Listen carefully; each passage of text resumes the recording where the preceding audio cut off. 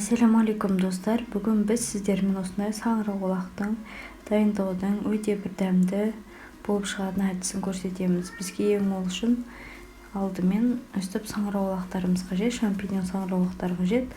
Оларды алып өстіп түбіртегін астын тазалап алатын боламыз. Мінекей аппақ жерлерін бәрін алып тастаймыз астын, және де мынау астындағы таяқшасының бетін өстіп пышақпен алып кесіп тастайтын боламыз. Біз бұл үлкен саңырауқұлақтарды өстіп алып тастайтын боламыз астын. Ал кішкентай шампиньон саңырауқұлақтары, олардың асты бірігіп кетеді де, оларды тазалаудың қажеті жоқ. Тек қана осындай үлкендерін алып, астын тазалап, түбіртегіндегі артық жерін кесіп алып тастаймыз.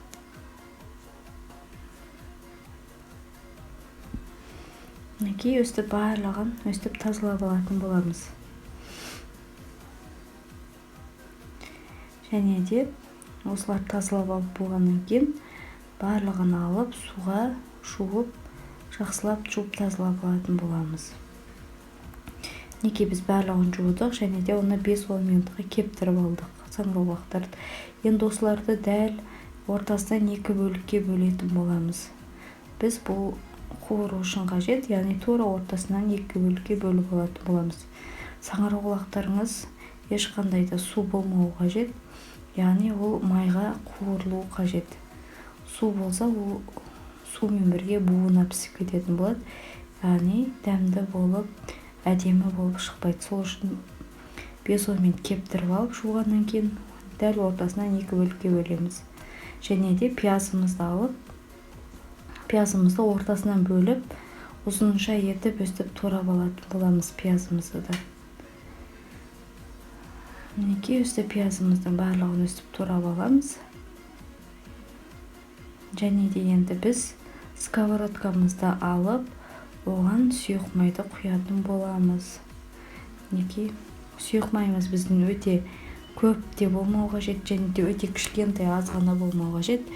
Кішкене орташа мөлшерде құйып алатын боламыз. Яғни сұйық майды қаншалықты көп құйсаңыздар, соншалықты саңырауқұлақ өзіне сіңіріп алады да, өте майлы болып кетеді. Сол үшін азырақ құйған дұрыс. Мінекей біз енді саңырауқұлақтарымызды салдық.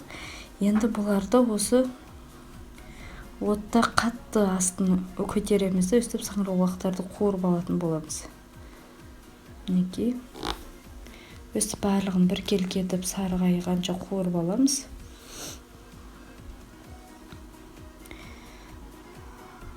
Барлық жерін біркелкі етіп өстіп араластырып қуырып аламыз.